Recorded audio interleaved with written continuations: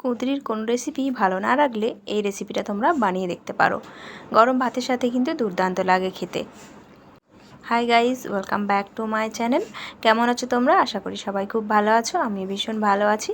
তো আজকে একটা নিরামিষ রান্না তোমাদের সাথে শেয়ার করব। তো রেসিপিটা দেখো, আশা করছি তোমাদের খুব ভালো লাগবে।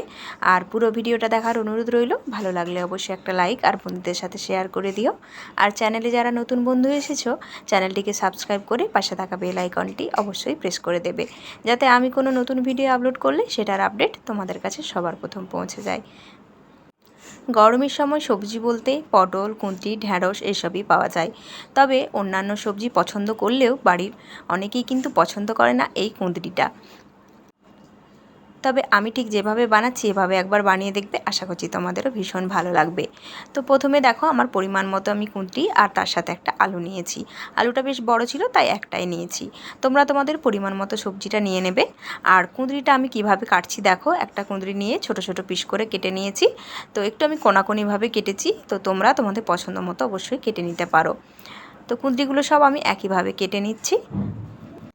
আর আলুটাকেও ঠিক একইভাবে আমি কেটে নিচ্ছি। একটা স্লাইস তোমাদেরকে কেটে দেখাচ্ছি যে কিভাবে কাটছি। ঠিক যেভাবে আমি কুঁদরিটা একটু কোনাকুনি কেটেছি ঠিক একইভাবে কেটে নিচ্ছি। আর সবজিগুলো একইভাবে কাটা হলে সেদ্ধটাও সমানভাবে হবে। যে কোনো নিরামিষের দিন তোমরা এই রেসিপিটা বানাতে পারো, বা এমনিও তোমরা বানিয়ে নিতে পারো। খুবই ভালো লাগে গরম ভাতের সাথে খেতে। তো আলুগুলো দেখো ভালো করে কেটে নিয়েছি। এখন সমস্ত কিছু ভালো করে ধুয়ে নিচ্ছি। এবার মশলাটা বানিয়ে নেওয়ার পালা।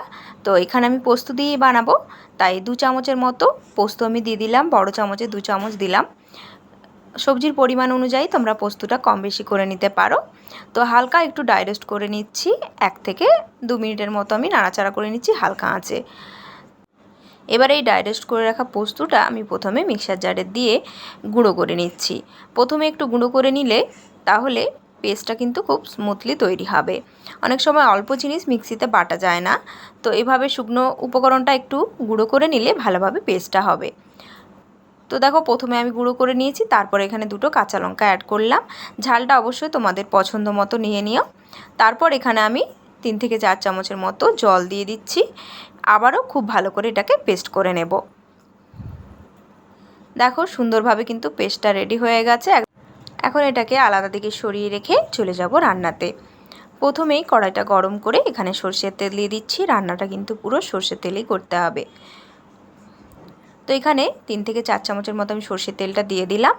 প্রথমে আমি বড়িটা ভেজে নিচ্ছি। তো আমি এখানে বড়িটা অ্যাড করছি, তোমরা চাইলে স্কিপও করতে পারো। আর এখানে আমি বিউলির ডালের হিঙের বড়িটা অ্যাড করছি। এই বড়িটাও কিন্তু আমার বাড়িতেই বানানো। আর এই বড়ির রেসিপিটা তোমাদের সাথে আমি আগেই শেয়ার করেছি, চাইলে চ্যানেলে গিয়ে তোমরা দেখে নিতে পারো। বড়িটা একটু লাল করে ভেজে নিচ্ছি, তারপর একটা পাত্রে তুলে নেব। বড়িটা দিলে কিন্তু এই তরকারি টেস্টটা আরও দ্বিগুণ বেড়ে যাবে। তো বড়ি দেওয়ার চেষ্টা করবে। যে কোনো বড়ি তোমরা দিতে পারো, মুসুর ডালের বড়ি ছাড়া যদি নিরামিষের দিন বানাও। আর যদি এমনি দিন বানাও তাহলে তো তোমরা মুসুর ডালের বড়িও এখানে দিতে পারো। তো এবার দেখো ফোড়নে আমি কাঁচা লঙ্কা দিয়েছি, কালো জিরে দিয়েছি আর একটা তেজপাতা দিয়েছি। কালো জিরেটা আমি হাফ চামচের মতো দিয়েছি। অল্প একটু হিং দিলাম। নিরামিষ তরকারিতে একটু হিঙের গন্ধটা খুব ভালো লাগে, তো চাইলে তোমরা দিতে পারো বা স্কিপও করে যেতে পারো। এবার যে কুঁদরি আলুগুলো কেটে ভালো করে ধুয়ে রেখেছিলাম সেগুলো দিয়ে দিলাম। হালকা একটু নাড়াচাড়া করে নিচ্ছি। তারপর এখানে অ্যাড করব 1 চিমটে হলুদের গুঁড়ো। পোস্ততে বেশি হলুদ লাগে না, সেটা সবাই জানি মোটামুটি। তো এবার দিয়ে দেবো লবণ। তো প্রথমে আমি হাফ চামচের মতো লবণ অ্যাড করেছি, তারপর পরে আবার যদি লাগে তাহলে অ্যাড করব। তো এবার সমস্ত কিছু আরও ভালো করে মিশিয়ে নিয়ে হালকা আঁচে আমি একটু ঢাকা চাপা দিয়ে দিচ্ছি। আর মাঝে মাঝে 2-1 বার আমি নাড়াচাড়া করে নেব। আর এর থেকে দেখবে অনেকটা জল কিন্তু বেরিয়ে আসবে, সেই জলেই কিন্তু হাফ সেদ্ধ হয়ে যাবে আলু আর সবজিটা। এখন কিন্তু আমি এক্সট্রা কোনো জল অ্যাড করছি না। তো আলুটা দেখো সেদ্ধ হয়ে গেছে, আর কুঁদরিটাও হাফ মোটামুটি সেদ্ধ হয়ে গেছে। তো এবার এখানে অ্যাড করে দেব পোস্ত বাটাটা। তো দেখো পোস্ত বাটাটা আমি দিয়ে দিলাম। এরপর এখানে জল অ্যাড করে দিতে হবে। যতটা তোমরা গ্রেভি রাখতে চাইছো সেই হিসেবে জলটা অবশ্যই অ্যাড করবে। তো প্রথমে আমি মিক্সির বাটিগুলো ধুয়ে জলটা দিয়ে দিলাম। তারপর সমস্ত কিছু ভালো করে মিশিয়ে নিচ্ছি। তারপর আবারও এখানে আমি ছোট কাপের হাফ কাপের মতো জল অ্যাড করব, কারণ আলু আর কুঁদরিটা আরও একটু সেদ্ধ হবে, যার ফলে জলটা কিন্তু আরও অনেকটা টেনে নেবে। এবার আবারও আমি হালকা আঁচে ঢাকা চাপা দিয়ে দিচ্ছি। তো মাঝে হাফ কাপের মতো আমি আরও জল অ্যাড করেছিলাম, সেটা গরম জল অ্যাড করেছিলাম, সেটা স্কিপ হয়ে গেছে ভিডিওটা, তো তোমাদেরকে বলে দিলাম। কারণ কুঁদরি আলুতে অনেকটাই কিন্তু জল টেনে নিয়েছিল। তো মাঝখানে আমি একবার ঢাকাটা খুলে নাড়াচাড়াও করে দিয়েছিলাম। আর এখন দেখো আলু আর সবজি একদম ভালোভাবে সেদ্ধ হয়ে গেছে। তো আলুটাকে আমি একটু ম্যাশ করে নিচ্ছি, তাহলে গ্রেভিটা বেশ সুন্দর হবে। এবার দেখো নামানোর আগে আমি বড়িটা দিয়ে দিচ্ছি। নামানোর 2-1 মিনিট আগে বড়িটা দিয়ে দেবে, তাহলে পোস্তটাও বড়ির মধ্যে সুন্দরভাবে ঢুকবে। আর নিরামিষ তরকারিতে যেমন ঝাল ভালো লাগে, একটু মিষ্টি হলেও কিন্তু বেশ ভালো লাগে।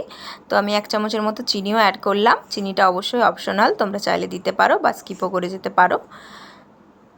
আর পোস্ত তো সর্ষের তেল ছাড়া অসম্পূর্ণ, তাই 1 চামচের মতো সর্ষের তেলও আমি উপর থেকে ছড়িয়ে দিলাম। রান্নাটা কিন্তু একদম কমপ্লিট হয়ে গেছে। তো গ্যাসের চুলাটা আমি বন্ধ করে দিলাম। আর দেখতেই পাচ্ছ কতটা সুন্দর হয়েছে। রেসিপিটা কিন্তু দুর্দান্ত লাগে গরম ভাতের সাথে। এই একটা রেসিপি দিয়ে কিন্তু গরমের সময় সমস্ত ভাত খাওয়া হয়ে যাবে, আর কিছুই লাগবে না। আর যারা কুঁদরি একদমই পছন্দ করো না, তারা অবশ্যই কিন্তু একবার ট্রাই করবে আর আমাকে কমেন্টে জানাবে তোমাদের কেমন লেগেছে। আবার ফিরে আসবো নতুন কোনো ভিডিও নিয়ে। ততক্ষণ সবাই ভালো থাকবে, সুস্থ থাকবে। টাটা।